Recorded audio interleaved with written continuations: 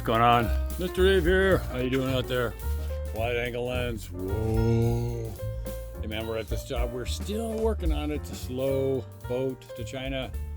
Very long and enduring job of remodeling and remaking and rebuilding the fake rocks, which you've seen in these other videos.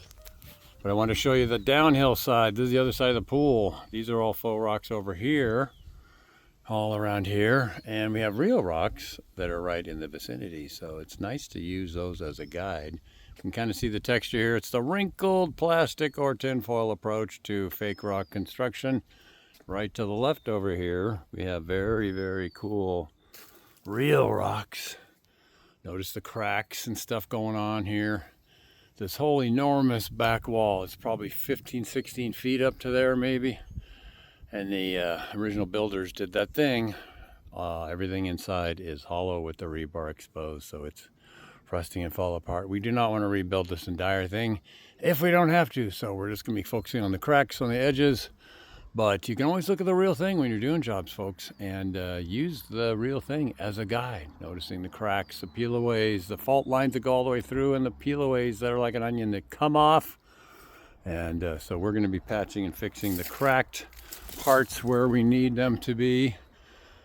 Equipment in the downhill side here. Beautiful amount of these rock steps. Quartzite, if I can talk. And we have the equipment zone over here on the downhill side. Fake rocks on top of real rocks right there. You can see the big bouldery things, and the same problem. I got those cracks in there. You gotta encase them. Always on the corners you'll see this failing point. But they're like 30 years old, 25 years old, so they're very, very strong for themselves, like an egg is. The shapes are nice and dome-like, and those are long-term sets, which is good. Color is good though. We have the real thing over here. Wonderful examples. See if I can zoom in. Yeah, look at those rocks. Look at the textures and the colors. Our colors are good. They just sort of naturally evolved over time to match pretty darn good. But this shows all the cool ways rocks actually are in nature. We want to match those. Big ones, little ones, the composition, how we place them. These guys did a great job, I think, in the bulking aspects. Big, little, and the angles are okay. They're a little roundy, but you know, not too bad. Gets the job done. So we've been struggling through these in the pool rocks. Such a catastrophe. Everything in here was hollow. And so we're actually making them all solid. We're using some of the old pieces and chunks as filler to save our backs. So we have to bring in all brand new. We grind off and then sort of neutralize any rusting and stuff there with the galvanizing Rust-Oleum paint that sort of stabilizes and stops it where it's at. So we're making good progress now. All the steps are done right about to there. Finishing up the one on the right there. This whole rock face has been demoed out. We're going to put new steel in, bend it on up, and get that stuff all redone. Everything below water should be solid as a rock. So same thing over there at the base of that rock. Pieces will come on up. So we'll walk on up to the spa rocks. This rock is our fill up with the extra crap rock. So we punch a hole in it and it's all hollow. So we'll use that. We'll use that to our advantage. The stream is right here. Very cool design, like I said. I really like it. A little shapes, a little formulaic approach to cracks. Little triangles here and there. You know, make a crack and make a triangle. Make a crack, make a triangle. Big triangle, little triangle. It gets the job done. And when it's all running, everybody thinks it's cool, and it is. But it does this. Big giant cracks. Everything falls out. So we're clearing out the old pipe. We want to make sure we're getting waterproofing all the way around it. They pre-made a sort of basin stream bed, and they put these rocks all over it. It looks like they stuck them in. Maybe they epoxy them, maybe not. But we're going to put another coupler on that and bend it up and make an elbow, and probably lower the depth of that pond there. Less pond water standing, the better. Sometimes I put drains in, but I think we're okay.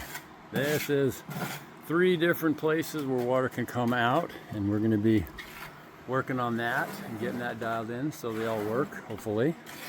And so let's walk on down All right. Long process here of construction. Good little workout we're getting here. So walking down in. So we hook in the steel, we drill a hole, we put the paint on them so they're resistant to rust over the decades, and then chicken wire on the front. So we're gonna mix up a mortar mix along with concrete. We've already done these rocks below water, and we're gonna, with concrete and a lot of acrylic mixed in, new steel you saw in the earlier videos. We're gonna put some mortar mix only on top of this. We're gonna do Aquablock XL to penetrate into these structures, trying to reduce things back, especially where people's heads are. Those little bump ups are where the spa jets are. So we like to keep it really thin there. They actually came right out, so you have to have like your neck bent basically to be able to sit in there. The other piece of crap, we just put a piece of tie wire and pulled it tight as a backing, so we're not having to haul away so much crapola. And so that's got the chicken wire on that. When you use a mortar mix, you can really get it in there, work it in. You just get your mix designed sticky, add a little bit of concrete in with it for bulk, and we're going to go ahead and work our way across from left to right to get this thing filled in today. On top, we just use pure concrete. We don't need anything. It just sits. We're going to grab the roof of this thing and then hold it all together to get these cracks that are coming across, and sort of weld it together with concrete. Brand new rebar everywhere. Got our 2-foot wide roll of chicken wire that we're pulling across. Probably might put some pegboard underneath here or burlap. We're not quite sure yet. Still figuring it out. All this will get the pegboard just like we did the other sides, and then that'll be filled up. And then we're going to have a new control unit put in. It's supposed to be above water. This one was right at water level, which is not supposed to be. That's why there's all this silicone to try to keep it from actually siphoning down into the equipment area and frying the electronics there. This should be above water according to the pool expert, guys. And if you stick the camera in here, you see the inside of our beloved rocks that have no coverage over the metal. Yeah, that's why they collapse and crack. So looking good, making some progress here on this one, guys. And it's not too hot. A little warm today, but not too terrible. So, all right, having to carry these bags of concrete around are quite the workout. So Patrick is helping. Say hi, Patrick. Patrick, my nephew, is kicking butt, helping us do this job. Awesome. Daniel, as always, my workhorse. Wave to the camera, Daniel. He always does it. He does this or he does this. That's the two things he does. All right, it's all good. Here's our little workstation we set up. Got to have the little battery recharger for our smartphones and our little Bluetooth for music and tunage. And our wall of concrete. Oh.